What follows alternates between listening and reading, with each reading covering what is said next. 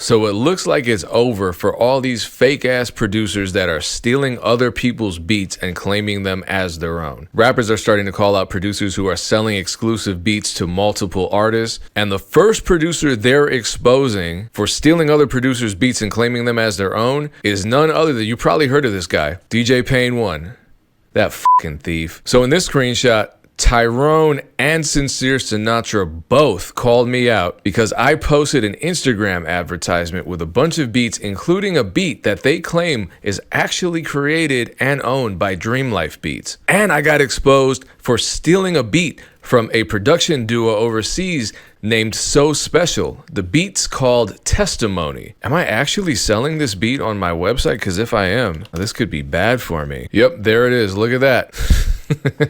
All right, so check this out. A lot of producers just want to call people out and they want to expose people for doing things that they're not even doing. These are just two examples of many examples of me getting called out for stealing beats when in fact it's just a matter of me collaborating with producers that are friends of mine that I enjoy working with, and they produce half the beat, I produce the other half. We post them to our respective YouTube channels, and instead of a producer just simply clicking on the link and seeing that we are crediting one another as collaborators, they just want to get mad and get in their feelings and not control their emotions because they had a bad day or whatever happened. They haven't had sex in a while.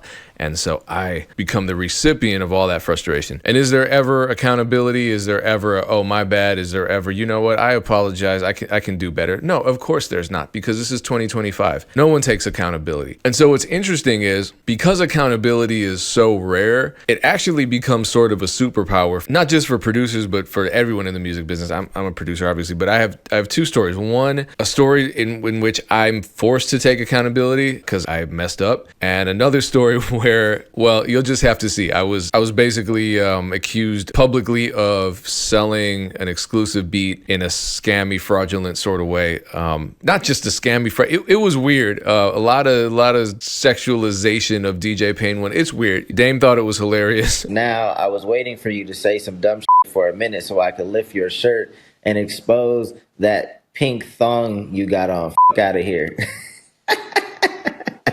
Appreciate you tuning in. The podcast channel is linked below. Thank you so much. Enjoy. I've never DJ'd as a member of a jazz band, so it required a whole day of rehearsal. So there are all these, I'm getting flooded with emails, because I'm running my business, and then there's a lot going into this final this final Latasha Barnes performance. I'm checking my email at like 11 at night in a dark van. We're being driven back from whatever event we just played. And so there's this long email from that professor, and I didn't read the last line, which was, also, by the way, for this rehearsal, you're going to need to provide your own speakers. Didn't read it. So I show up to the rehearsal thinking everything's good. I'm carrying all my equipment up these ancient university limestone steps. I get set up and like, where do I plug in? The dude looks at me like I'm crazy. He's like, I told you to bring your own speakers. I'm like, oh shit. So I had to run home right quick and load up speakers and get back. It all worked out in the end, but I'm like, you told me that? And my first instinct was, you didn't tell me that because I didn't read it. Well, it's because I was exhausted and I could make a million excuses and say I was tired. This was like the 10th email of the day regarding this particular event and the logistics. But ultimately, none of that matters because I'm an adult and I could have read that email. And I should have read that email, and I didn't read the email, and there are consequences of that. Luckily for me, the consequence was just feeling like a sucker and then having to drive an additional 20 minutes. But contrast that with an experience I had yesterday, which was, and I don't know if anyone's even interested in reading, like, this is a mess. I guess some rapper jumped out the window on me on Threads and said, I paid you for some beats and you gave them for someone else. It was a lease. This is the reason why whenever I do any business, people want to get on the phone. I'm not getting on the phone because it becomes your word versus mine. And I want transparency and peace of mind. And trust me, this proves that method is the best for everyone, and like he got disrespectful. I didn't call him anything. Are you laughing at the pink thong thing? Yes. Yeah. This guy's thinking about taking my shirt off and undressing me and caressing my body. It got weird. Put it back up. I got to read that one again. Put it back up. All Oh right. I man. feel like men are so interesting with y'all's insults because it's like I looked at that, I'm Who like, was I would y'all? have never even thought of anything from like that was such a like you said he had to think about undressing you. That's Well, so interesting. I gotta read it so people might just be Okay. listening to the Okay. podcast. Read it. All right. He said he says bullshit. No, no. I'm looking for the receipts now. I was waiting for you to say some dumb shit for a minute so I could lift your shirt and expose that pink thong you got on. Fuck out of here. But why would a And I'm thong looking. be under your shirt? And That's why like would a it be whole pink? thing It's too. blue.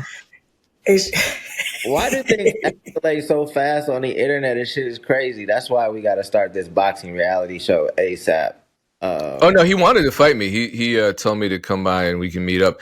And my whole thing was like, all right, if you have the receipts, please post them because I like doing like. And give me a round of applause because I didn't call him any I, insult. shit, I Oh, is the gotta look. applause Hold gone? on. Gonna- play the laugh track now because this is the appropriate time for that. Oh, it is kind of an applause. Maybe that's why it's labeled applause. It gives like it laughs and then it claps. Oh, okay. Well, Okay, that that makes works sense. here. That's a good combination. So my whole thing is, this happens to me all the time, so I'm used to it, and I've just learned to very plainly state, hey, here's a copy of the conversation. We did not negotiate for, because usually I'm giving crazy deals. I looked up this guy's name in all my accounting and I couldn't find it because it's a unique name. And maybe he's not using his real name. I don't know, but I couldn't find anything. He clearly couldn't find anything because he resorted to sexualizing my attire rather than posting the actual receipts that he claims that he has. And which I would have loved because I was trying to find them so I could post them myself. Because I'm like, look, I really don't think I'm wrong here because I don't just I don't resell exclusive beats. That would be really messed up of me. And I'm better than that. So let's He work could at this out. least link this song though. That's what I'm saying. He could at very least like I can't find the receipts, but here's the song and here's where you gave it away. It's like you're just Yeah. making shit up at this point. And if it really was a song that you bought, he probably went back and discovered where it says that it's a lease or whatever. And he might have been, I've seen this happen before. Young producer, young artist, whatever, they get upset about something. Then they realize years later, this grudge that they've been holding is just due to their own ignorance. But they've built their whole personality off of hating this one person. So they gotta just live with that. You know what I'm saying? Well, this I'm guy is older than me, according to him. He I'm called me I'm a jit. He said he was an old man. My bad, Dan. I'm super big on accountability, and that's something that I will.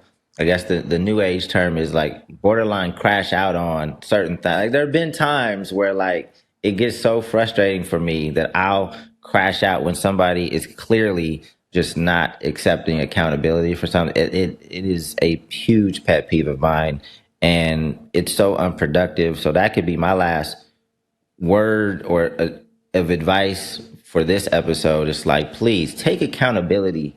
And the earlier you take accountability, the easier it is, right? As soon as you entrench yourself in, not taking accountability, your ego, it gets harder to accept accountability the longer it takes for you to accept accountability. So out the gate, just accept it. It's a lot easier. It's like when you don't know somebody's name, right? And when you refuse in that moment, just be like, hey man, I apologize. I know we met, but I forgot your name.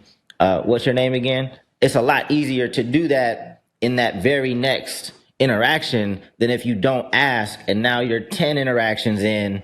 Now you really look crazy if you don't know this person's name because you've had 10 interactions with them. So just accept it's not an exact apples to apples comparison, but it's like accept accountability as early as possible because that's the easiest moment to do it.